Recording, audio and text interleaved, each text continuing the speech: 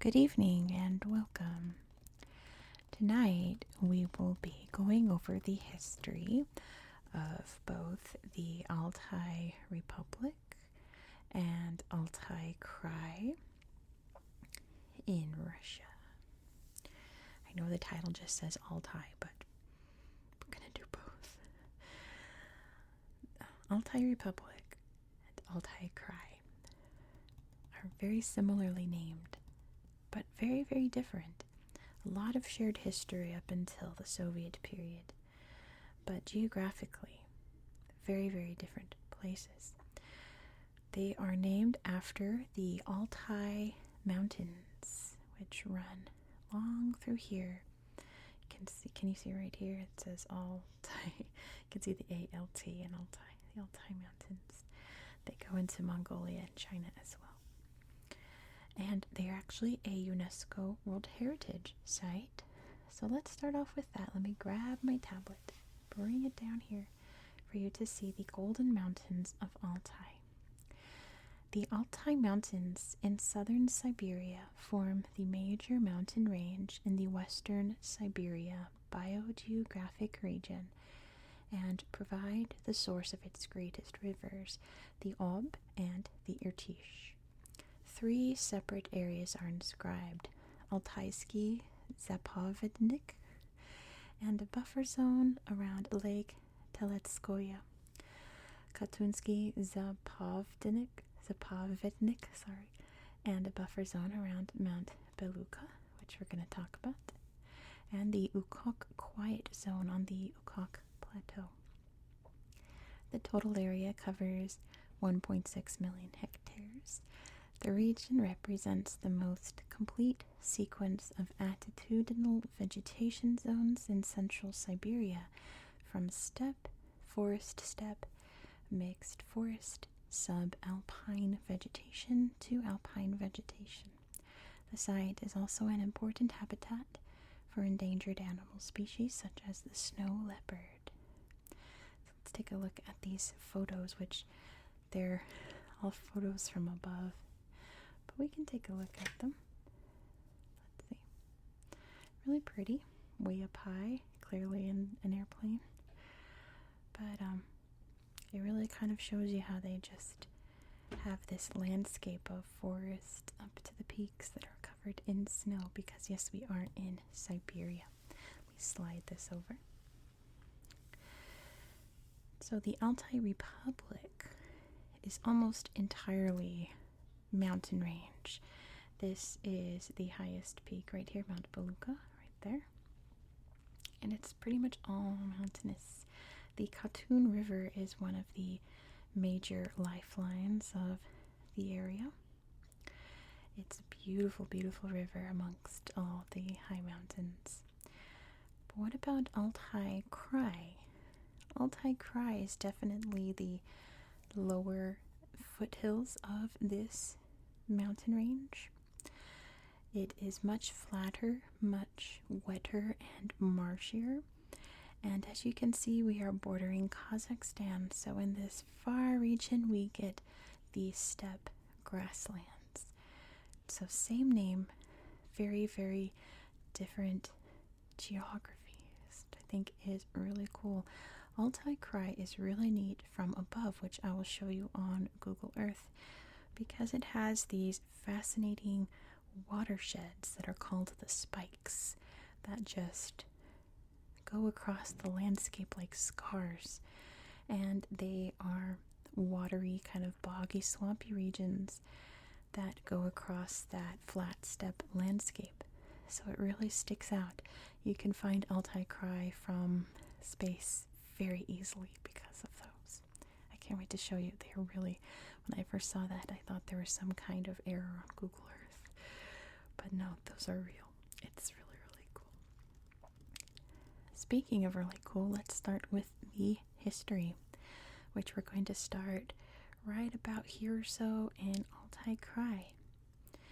We're actually going to skip ahead a bit in history to, I think it was in the 1800s. This guy named Dennis said, you know what, I'm fed up with my town, I'm fed up with people, I'm going to go live in a cave in the mountains for the rest of my life.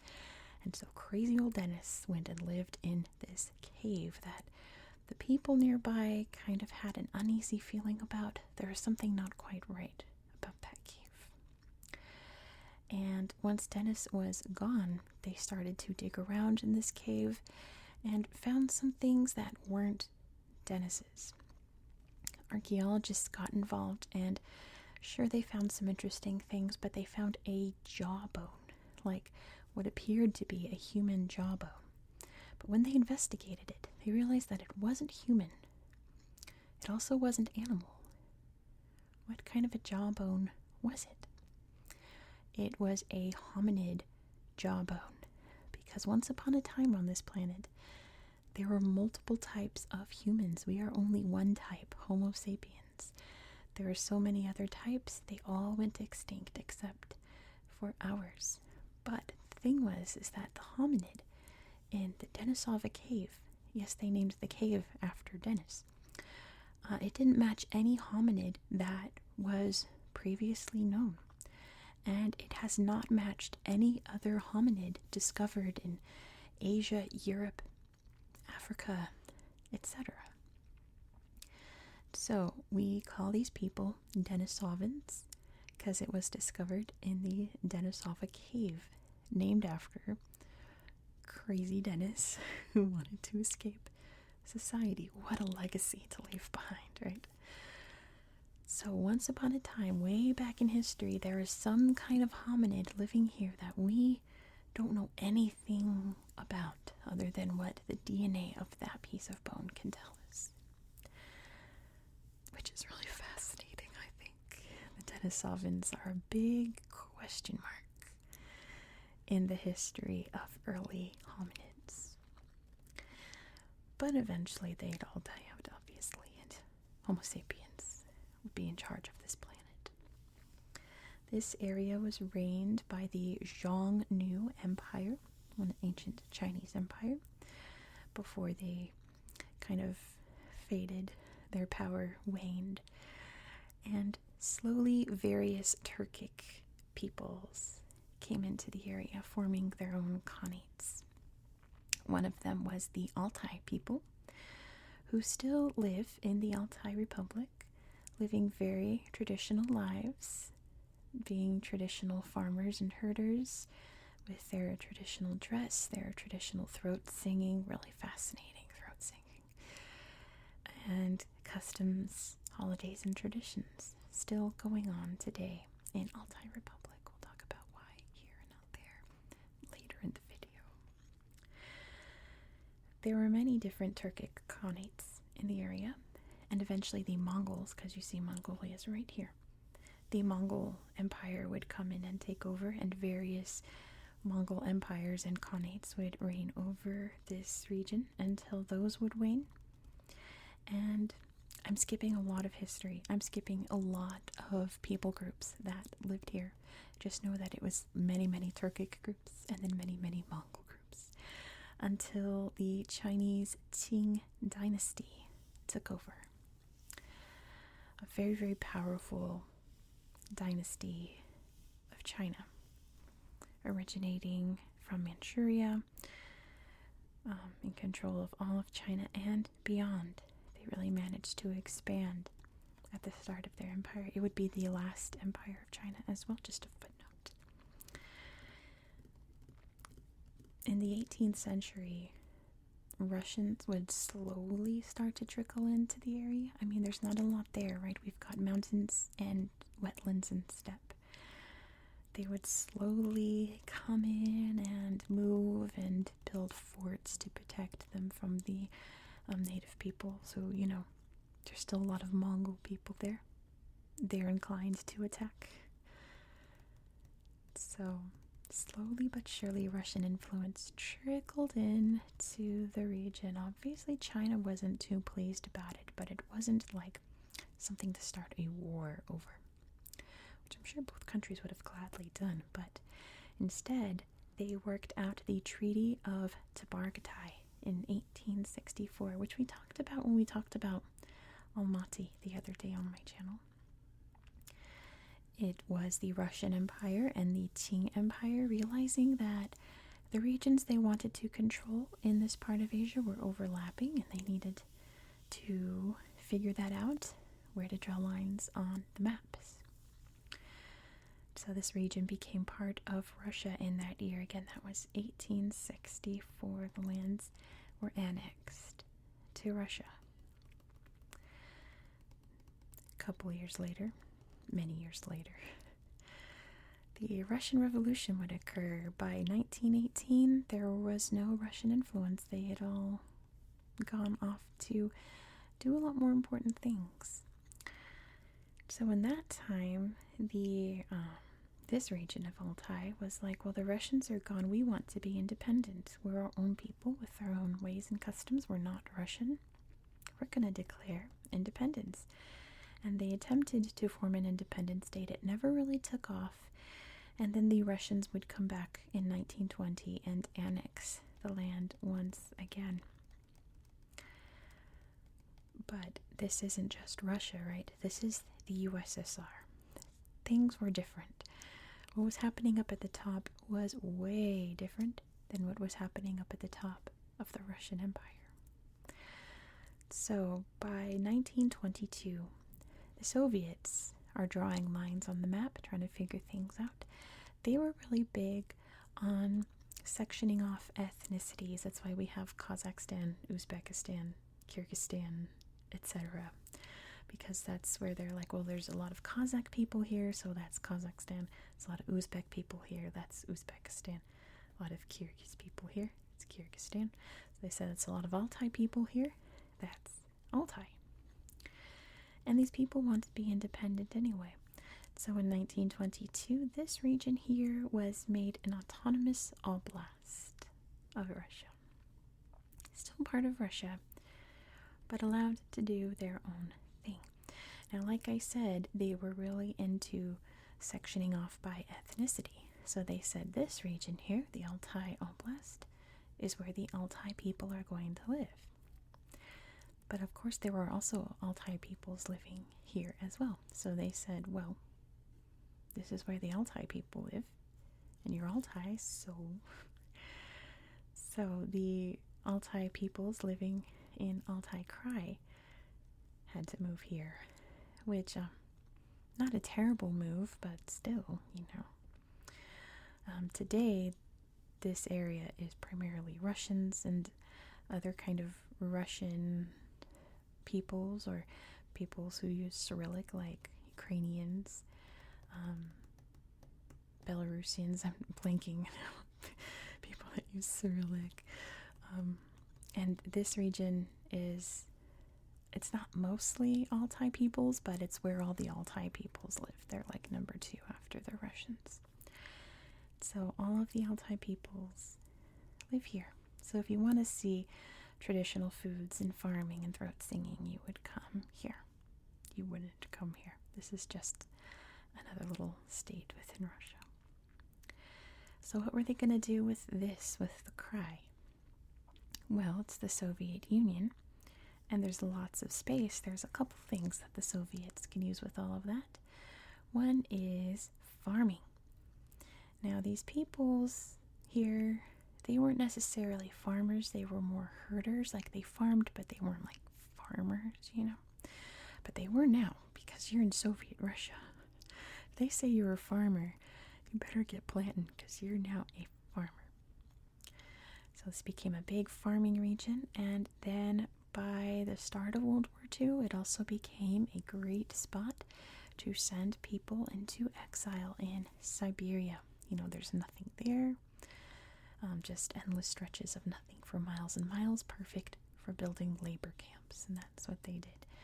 The reason that there are lots of different diverse peoples living here from all over the former Soviet Union is because their ancestors were sent there unwillingly, and obviously released at some point. And pretty much that's the history of this region. Obviously the Soviet Union collapsed. It's now just Russia, but it's still kind of the same. This is the farming region, which is primarily Russian, European peoples, Eastern European peoples, I should say. And this is the traditional region where the Altai people live. That still hasn't changed since the 1920s. So, that being said, let's dive into Google Earth. I'm excited because Altai Republic is one of those places that you can just explore forever and just find all kinds of wonderful sights to see. Let's look at the slideshow to start. You can see this really, once it loads, this really beautiful, just completely unspoiled wilderness. You know, they became autonomous at just the right time, that they couldn't be exploited for mining and farming like Altai Krai was. It's all so beautiful and natural, sparkling waters, rolling hillsides. That's definitely very Soviet, isn't it? That's very Soviet too, all those identical buildings, apartment buildings. But the landscape is just on a whole different level. It's so, so beautiful here. And there's lots of great videos on YouTube of people doing tours here, in the rivers, up the mountains. It's just pure unspoiled beauty. It almost reminds me of when I was doing Alberta and talking about Banff and all of those regions in the Rockies. It's very, very similar to that. But let's explore a little bit. Wonder if we can see some sites. Let's see, that's in Cyrillic. I don't know what it is. It is Sai-Lyugyemsky National Park. At the X where Russia, Kazakhstan, Mongolia, and China meet. Never thought to describe it as an X shape, but I suppose it is, huh? And yeah, this landscape completely changes between summer and winter.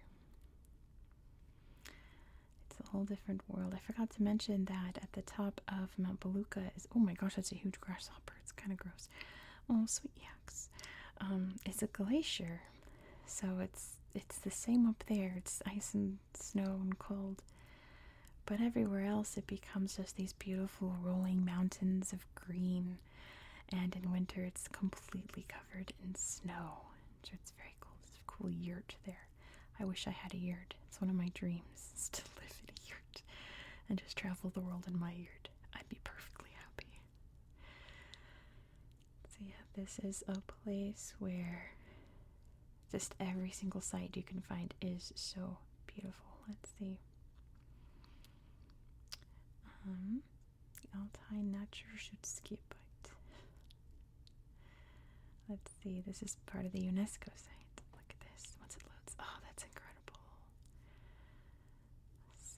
Oh my gosh, so beautiful. It's like this whole region is just filled with slideshows like this. So it's like when I was just talking about Alta Verapaz in Guatemala, how I could just show you beautiful, beautiful slideshows for the next 20-30 minutes. Or you can do what I recommend and just download Google Earth. It's free.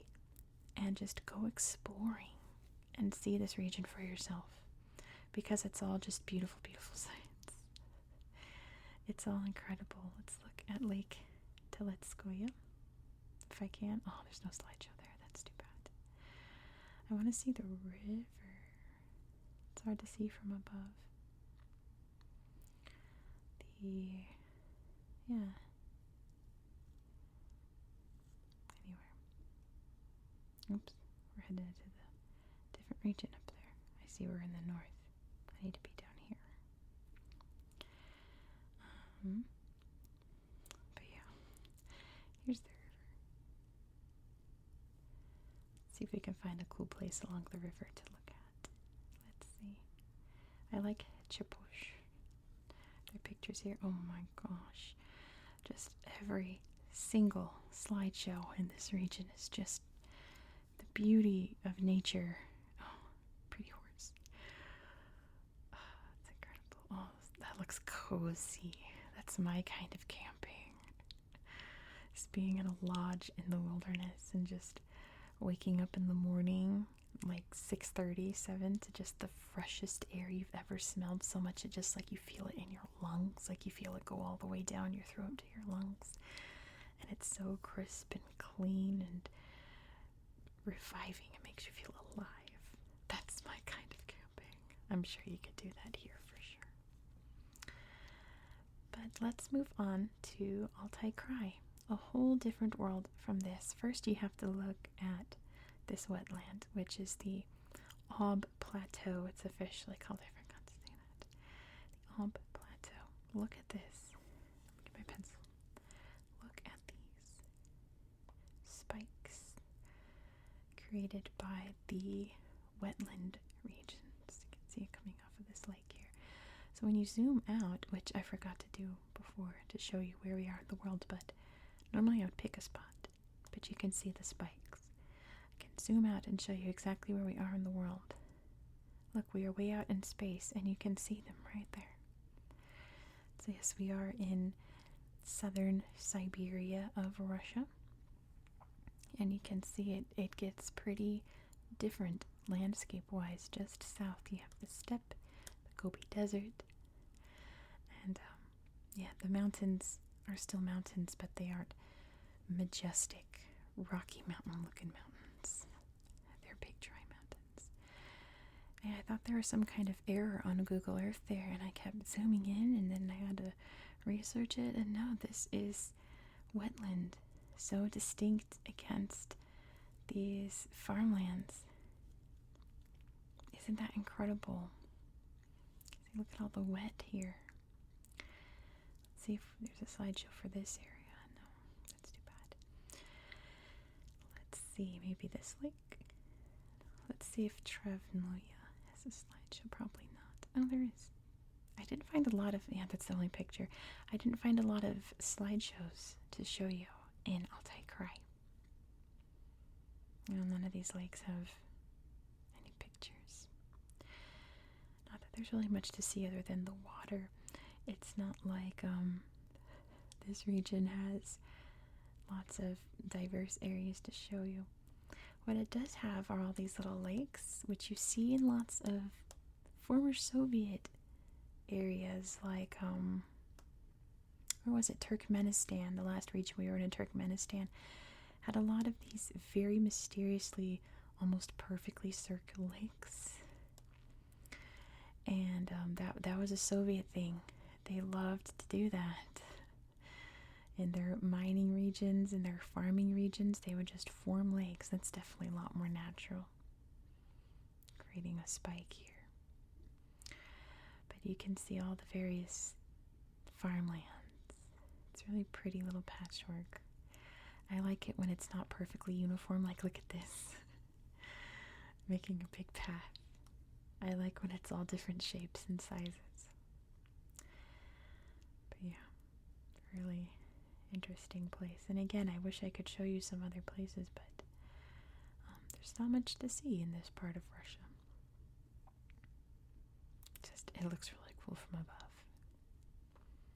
That is fascinating, right? Lots of grassland, and hills, but that's about it. Lots of farmland. Growing like cereal crops, mostly. There's the Ob River. One of the most important rivers of Russia. So yeah, I think I'm going to end it there, otherwise I'm just going to be repeating myself. Look at these two regions from afar. You have this and this. So completely different. You can see there are like, yeah, this is your region here, because this region's going to be a farming region. So you guys all move here, right? But yeah, we're going to end it there for tonight. Thank you so much for watching. I just realized there, okay, I'm not cut off. Okay, good. If you enjoyed this style of content, please consider subscribing. Next, we're going to be heading over to Paraguay in my series, where you're going to see some other really cool wetlands and waterways. So be sure to subscribe so you won't miss out. I hope that you found this video relaxing and educational, and I hope that you have a good night. Let's find another random slideshow on the Altai Republic. Sichedek. Yeah, so pretty. Have a very good